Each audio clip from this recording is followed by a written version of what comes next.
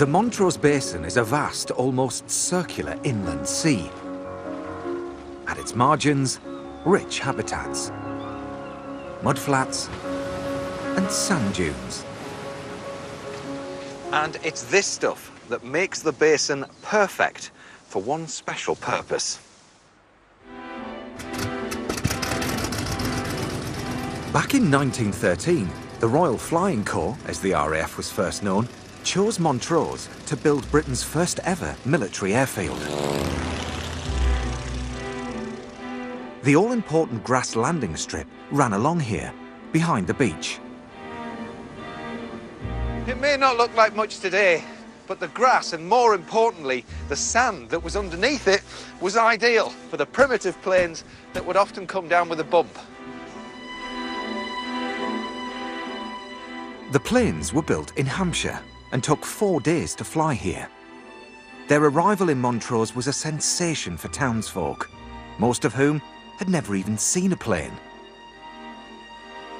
Over a century on, and there's an incredible amount of the original airbase left. Those buildings over there, they still have the frames of World War I hangars. And these modest-looking wooden huts, well, they were the nerve centre of Squadron HQ. Today, this airbase is a museum run by volunteers, mostly retired. At the controls is Chairman Alan Doe. Well, Alan, here we are on the first operational airbase in Britain, if not the world. So how did it come to be here? The land is sandy, it's well drained, so you're not going to get bogged down when you land. There's no cliffs and horrible natural obstacles around.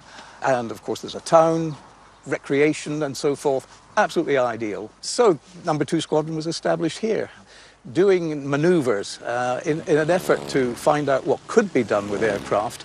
They actually flew to Ireland in their single-engine aircraft across the Irish Sea, and they were working up very capably for war. And then war did come, of course. At the outbreak of war, number 2 Squadron reached for the sky, with skills they'd learnt here over Montrose. From a location perspective, I mean, there's real risks here. The amount of sea that's out there, if you run into trouble and you've gone that way, I mean, there's not much chance of a safe landing. No, there's no chance at all, and no one's going to come to your aid because you haven't got a radio. So you're down there and you hope you can perhaps ditch by a fishing boat if they're out there at the time. But the one navigational aid was the spire of St. Cyrus Church, peeping through the mist. So you would take your bearing from that spire and then you would arrive over the airfield. And I hope land safely. Montrose Air Base became hugely important for pilot training. And as more young men were drawn into the war in France, local women became key players on the base as engineers and ground crew. And in this hangar is something remarkable they'd undoubtedly recognise. Goodness me, boys. This is quite a creation. How are you? Nice to see you. I can't quite believe that you've created all of this from scratch. Well, it's just absolutely beautiful to look at.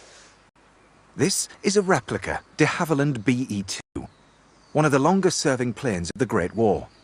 My ground crew today are Brian, Andy and Jules, volunteers who've built this warbird from scratch, with a little help. The ladies have helped stitch all the ribs to the canvas. It's been varnished and all the feathering has been done as it was in 1914, we believe. What a team effort to do this. It's not been bad, actually. Yeah, how long have you been on with it so For far? about 18 months. Well, listen, lads, the question has to be, which one of you brave souls is going to take this up into the sky, then? Since you're here, would you like to be our test pilot? Oh, God, it's just beautiful, even from the side. Look at this. The team has allowed me to moonlight as a World War I aircraft fitter. But Brian is not playing straight. Oh dear, you bent that one. Not to worry, try the next one.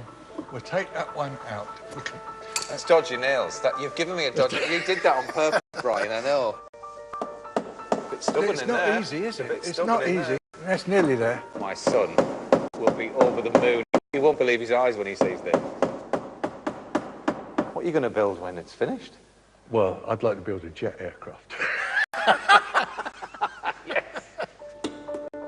It's been a privilege being here with Brian and his team on the airbase where it all began, where the first of the few learned to fly and wrote themselves into history.